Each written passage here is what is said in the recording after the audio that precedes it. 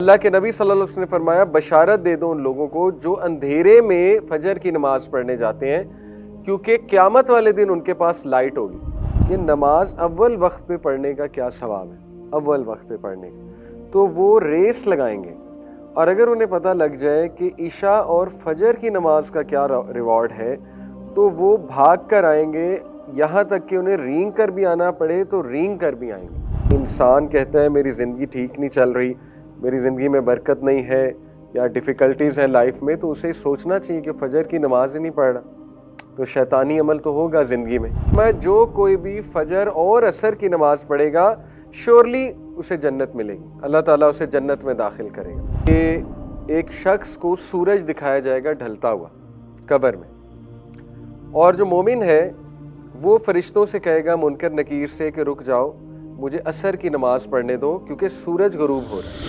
खुशू मैंने आपको बताया था, वो दिल की स्टेट को कहते हैं, इंटरनल स्टेट को। खुजू जो है ये फ़िज़िकल स्टेट है, जो बॉडीली पोस्चर्स होते हैं। तो अच्छी नमाज के लिए खुशू भी ज़रूरी है और खुजू भी ज़रूरी है, यानी इंसान के अंदर खशियत हो, अल्लाह का खौफ हो, इमोशंस हो, जज्बात हो नमाज में। नमाज जज्बात से खाली ना हो, क्योंकि आप अपने खालिक से एक मुलाकात कर रहे हैं, तो वो मुलाकात जज्बात से भरी होनी चाहिए। कोशिश पूरी ये होनी चाहिए, और उसमें आजिज़ी इनकिसारी होनी चाहिए, उसमें झुकाव होना चाहिए, हम्बलनेस होनी चाहिए।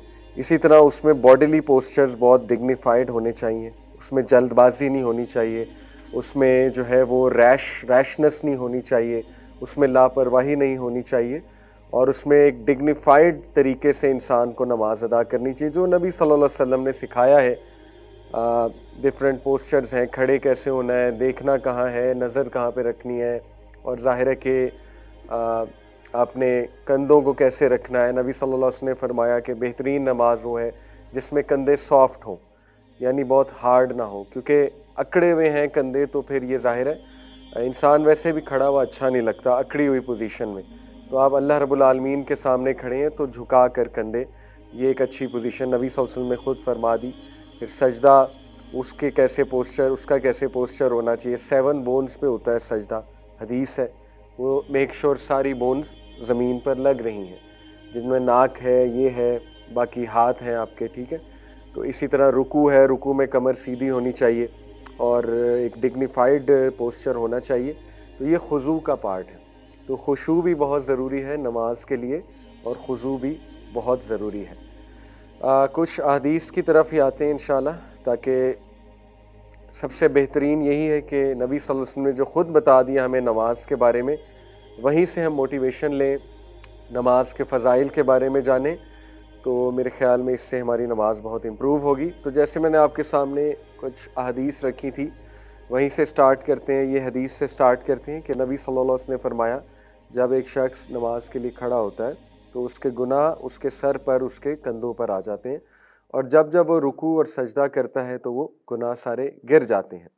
तो ये हमारे लिए बहुत ही मोटिवेशनल हदीस है। इसी तरह नबी सल्लल्लाहु अलैहि वसल्लम ने फरमाया कि अगर लोगों को अज़ान का और पहली सफ़ में खड़ा होने का रिवॉर्ड पता लग जाए, अज़ान देने का और पहली सफ़ में खड़ा होने के रिवॉर्ड, तो वो कुरा डालेंगे टू सिक्योर दीज प्रिविलेजेस। और अगर उन्हें ये पता लग जाए कि नमाज अव्वल वक्त पे पढ़ने का क्या सवाब है, अव्वल वक्त पे पढ़ने का, तो वो रेस लगाएंगे।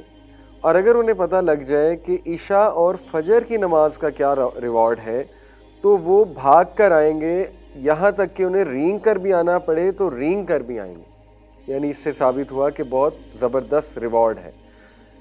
इसी तरह ये हदीस नबी सल्लल्लाहु अलैहि वसल्लम की सही मुस्लिम की हदीस है, he who offers the Fajr prayer will come under the protection of Allah. जो कोई भी फजर की नमाज अदा करेगा, अल्लाह सुब्हानहू तआला की प्रोटेक्शन में आ जाएगा। O son of Adam, beware lest Allah should call you to account in any respect from withdrawing his protection. देखें, अब साबित हुआ कि अगर आपको प्रोटेक्शन चाहिए उस दिन में, तो फजर की नमाज उसके लिए ज़रूरी है। अदरवाइज़ कोई ज़िम्मा नहीं है अल्लाह का कि आपको प्रोटेक्शन मिले। ये हदीस का मतलब ये है बेसिकली। और वैसे भी आप देखें ना, फजर की नमाज छोड़ने के बहुत से रिस्क हैं। शैतान, वो हदीस आपने पढ़ी हुई है, फजर की नमाज जो छोड़ता है तो शैतान उसके कान में पेशाब करता है। तो देखिए ये क्या है, ये मेरे नज़दीक तो ये जादू है। शैतानी सारी चीज़ें जादू से रिलेटेड होती है ना, तो लोग कहते हैं हम पे जादू हो गया, तो जादू तो तभी हो जाता है जब फजर की नमाज़ छूट जाए। जादू उस सेंस में कि एक धोखे में इंसान रहे और डिसेप्शन में रहे, क्योंकि शैतानी अमल शुरू में ही हो गया, सुबह ही हो गया। फिर वो 3 गिरह बांधता है और पहली गिरह खुल जाती है जब इंसान उठता है, अल्लाह का नाम लेता है, दुआ पढ़ता है। दूसरी गिरह खुल जाती है जब वो वज़ू करता है। तीसरी गिरह खुल जाती है जब वो नमाज अदा कर लेता है। तो ये गिरह क्या है? शैतान की गिरह भी एक किस्म का जादू ही है ना। तो बहरहाल सोचने की बात यह है कि इंसान कहता है मेरी ज़िंदगी ठीक नहीं चल रही, मेरी ज़िंदगी में बरकत नहीं है या डिफ़िकल्टीज़ हैं लाइफ में, तो उसे सोचना चाहिए कि फ़जर की नमाज ही नहीं पढ़ रहा, तो शैतानी अमल तो होगा ज़िंदगी में। ठीक है, हमारे नबी ने तो बहुत क्लियर बता दिया। तो फजर की नमाज प्रोटेक्शन है, बहुत बड़ी प्रोटेक्शन है। और थ्रू आउट हिस्ट्री आप देखेंगे, थ्रू आउट हिस्ट्री जितनी भी तहजीब आपको तहजीबें मिलेंगी, सिविलाइजेशंस मिलेंगी, उनमें सुबह में उठना और सुबह में उठ के कोई स्पिरिचुअल एक्टिविटी करना, इवन योगा करना, ये तो आपको हर तबके में मिलेगा, हर उस इंसान की रूटीन में मिलेगा जो अक्लमंद है। तो ये मुसलमानों को भी सोचना चाहिए कि हमें तो सबसे बेस्ट स्पिरिचुअल एक्टिविटी मिली है सुबह के टाइम पे, और वो नमाज है, फजर की नमाज। तो उसको छोड़ना ये बहुत घाटे का सौदा है, बहुत घाटे का सौदा है। और बहुत फियर्स होते हैं लोगों के, तरह तरह के फियर्स होते हैं। ठीक है, कि मेरी नींद ख़राब हो जाएगी, और अगर मैं उठ गया तो मेरे सर में दर्द होना शुरू हो जाएगा अगर मेरी नींद ना पूरी हुई, या मुझे फ्लू हो जाएगा वगैरह वगैरह। ऑन द कॉन्ट्ररी आप फजर की नमाज़ पढ़ेंगे, अल्लाह आपको सेहत दे देगा, आपकी सेहत बेहतर हो जाएगी। ठीक है, आपकी एनर्जी बेहतर हो जाएगी। तो ये तो फियर है, शैतान ये फियर्स डालता है। बहरहाल नबी सल्लल्लाहु अलैहि वसल्लम ने फरमाया, ये मैं आपको हदीस बता चुका हूँ, कि अगर उन्हें फजर और इशा की नमाज के मेरिट्स पता लग जाएं तो वो रींग कर भी आएंगे। फजर के कुछ मेरिट्स आपके सामने हैं। सबसे पहले अल्लाह की प्रोटेक्शन, डिवाइन प्रोटेक्शन, ये सही मुस्लिम में आता है। नंबर 2, फजर की जो तिलावत है, नमाज की तिलावत, वो फरिश्ते विटनेस करते हैं। फजर की नमाज की तिलावत फरिश्ते विटनेस करते हैं। तो ये बहुत खूबसूरत बात, फरिश्ते आपको खड़ा विटनेस करते हैं, आपका नाम बताते हैं अल्लाह सुब्हानहू तआला को जाकर वापस। ठीक है, कि ये शख्स आया था। हदीस में आता है कि जब इंसान फौत होगा और उसकी रूह को ऊपर ले जाया जा रहा होगा, फरिश्ते आएंगे, उसकी रूह को ऊपर लेकर जाएंगे। अगर तो नेक रूह है, ठीक है, तो फरिश्ते बड़ी खूबसूरत शक्लों में आएंगे और सफ़ेद लिबास पहना होगा, उसकी रूह को पहले आसमान पे, दूसरे आसमान पे, 7 आसमान तक ले जाएंगे। हर आसमान पे खड़े फरिश्ते उसको सलाम करेंगे उसका नाम लेकर। अब स्कॉलर्स ये कहते हैं कि नाम कैसे पता है फरिश्तों को? ठीक है, जैसे मिसाल के तौर पे आप में से कोई अब्दुल्ला है, अब्दुल्ला का नाम लेके सलाम किया जाएगा। आप में से कोई फ़ातिमा है, फ़ातिमा का नाम लिया जाएगा कि सलाम हो आप पर। अब स्कॉलर्स कहते हैं फरिश्तों को नाम कैसे पता है आपके? इसी तरह पता है, जो बंदा फजर पढ़ता है उसका नाम पता है फरिश्तों को। जो बंदा नेक अमाल कर रहा है तो फरिश्ते ले जाते हैं ना उसके अमल अल्लाह की तरफ, मंडे और थर्सडेज को, हदीस में आता है। तो फरिश्तों को पता है ये बंदा कौन है, क्योंकि अमल पे नेम टैग लिखा होता है। तो फरिश्तों को पता है ये वही रूह आ गई है जो ये अमल करती थी, तो दे नो योर नेम। तो ये बड़ी सादत की बात है। ठीक है, कि फरिश्ते विटनेस करते हैं आपके इस अमल को, फजर पे खड़े होने को। और तीसरा, ब्लेसिंग्स इन लाइवलीहुड। नबी सल्लल्लाहु अलैहि वसल्लम की दुआ लगी है उस शख्स को जो फजर की नमाज अदा करता है। नबी सल्लल्लाहु अलैहि वसल्लम ने फरमाया, ए मेरे रब, मेरी उम्मत को बरकत दे हर उस चीज़ में जो वो सुबह के वक्त करते हैं। तो सुबह के वक्त नमाज से स्टार्ट होती है रूटीन, तो अल्लाह के नबी की दुआ लगी है उस इंसान को जो फजर की नमाज पढ़ता है। ठीक है, उसके बाद कंफर्म वे टू पैराडाइज। नबी सल्लल्लाहु अलैहि वसल्लम ने फरमाया, जो कोई भी 2 ठंडी नमाजें पढ़ता है, ठंडी नमाजें कौन सी हैं? फजर और असर, विल गो टू पैराडाइज। असर ठंडी नमाज इस सेंस में कि उस टाइम पे फिर शाम हो रही होती है, तो धूप ढल रही होती है। ठीक है, तो ठंडी नमाज है। तो नबी सल्लल्लाहु अलैहि वसल्लम ने फरमाया, जो कोई भी फजर और असर की नमाज पढ़ेगा श्योरली उसे जन्नत मिलेगी, अल्लाह ताला उसे जन्नत में दाखिल करेगा। तो देखें, ये बहुत खूबसूरत हदीस है, मोटिवेशन है फजर पर उठने की। इसी तरह एक और मोटिवेशन है, वो यहाँ पर मेंशन नहीं, मैं आपको बता देता हूँ। अल्लाह के नबी सल्लल्लाहु अलैहि वसल्लम ने फरमाया, बशारत दे दो उन लोगों को जो अंधेरे में फजर की नमाज पढ़ने जाते हैं, क्योंकि क़यामत वाले दिन उनके पास लाइट होगी। आपको पता है ये क्या मौका है लाइट वाला? क़यामत में मैदान हशर में कुछ जो है ना वो फेजेस हैं। वो फेजेस मैं आपके सामने रखता हूँ क्विकली। सबसे पहला फेज जब अल्लाह हम सबको उठाएगा, मुर्दों में अल्लाह ताला रूह रखेगा, दोबारा से उठाएगा सबको, तो सबसे पहले स्टैंडिंग है। लोग बहुत देर तक खड़े रहेंगे, यानी पहले वो चलेंगे मैदान हशर की तरफ, एकदम से बौखला कर ये क्या हो गया, हमें किसने उठा दिया, और चल कर वो मैदान हशर की तरफ जाएंगे और वहाँ जाके वो बहुत देर तक खड़े रहेंगे। और फिर सेकंड जो फेज़ है वो है हौज़े कौसर। अल्लाह सुब्हानहू तआला हौज़े कौसर लाएंगे और नबी सल्लल्लाहु अलैहि वसल्लम वहाँ मौजूद होंगे। जो लोग प्यासे हैं बहुत ज़्यादा, और सभी प्यासे होंगे, खड़े रह रह के उन्हें प्यास बहुत लगी होगी, सूरज बहुत करीब आया होगा, उन लोगों को हौज़े कौसर से पानी पिलाया जाएगा। बहुत से लोग भागेंगे हौज़े कौसर की तरफ, लेकिन सिर्फ उन लोगों को आगे किया जाएगा जो नबी वसल्लम की सुन्नत पर ज़िंदगी गुजारते थे, उनको पानी पिलाया जाएगा वहाँ से, जो भी मशरूब है वो पिलाया जाएगा हौज़े कौसर से। बाकियों को पीछे कर दिया जाएगा, कुफार को तो वैसे ही पीछे कर दिया जाएगा, लेकिन ऐसे लोग जो मुसलमान हैं लेकिन उन्होंने सुन्नत पर अमल नहीं किया या चेंज कर दिया दीन को, बिदअत में पड़ गए, उनको भी फरिश्ते पीछे कर देंगे। दूसरा फेज़ है। तीसरा फेज़ ये है कि दोबारा से बहुत देर तक खड़ा रहने पड़ेगा और यहाँ तक के लोग अल्लाह से ये इल्तिजा करने लगेंगे कि हमारे रब बेशक हमें जहन्नम में डाल दे, यहाँ से निकाल ले। यानी इतना ज़्यादा वहाँ पे ट्रायल होगा मैदान हशर में।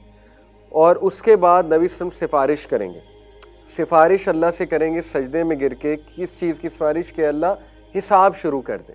तो अल्लाह ताला हिसाब शुरू कर देंगे। ठीक है, हिसाब किस तरह शुरू होगा? सबसे पहले इंसान के डीड्स को एग्जामिन किया जाएगा, एग्जामिनेशन ऑफ डीड्स।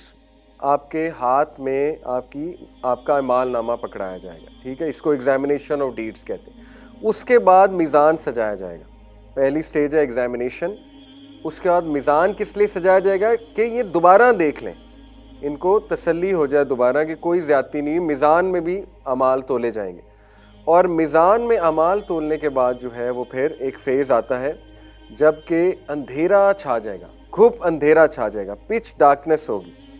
उसमें कुछ लोगों के पास लाइट होगी। ठीक है, वो लोग लाइट के सहारे पुल सिरात की तरफ जाएंगे और इजीली पहुंच जाएंगे। कुछ लोग के पास बिल्कुल लाइट नहीं होगी तो वो गिरेंगे, कटेंगे, ज़ख्म लगेंगे उन्हें और बहुत ज़्यादा तकालीफ झेलेंगे और बहुत एक मेंटल डिस्ट्रेस से गुजरेंगे और फिर जाकर पुल सिरात तक पहुंचेंगे। ये लाइट वाले कौन लोग हैं? फजर वाले उस दिन। ठीक है, हदीस में आता है कि उन लोगों को बशारत दे दो क़यामत वाले दिन उनके पास लाइट होगी, इस फेज़ में लाइट होगी जब पिच डार्कनेस है। ठीक है, ये वो वाले लोग हैं। तो देखें इतने ज़्यादा फ़ायदे सुभान अल्लाह फजर के।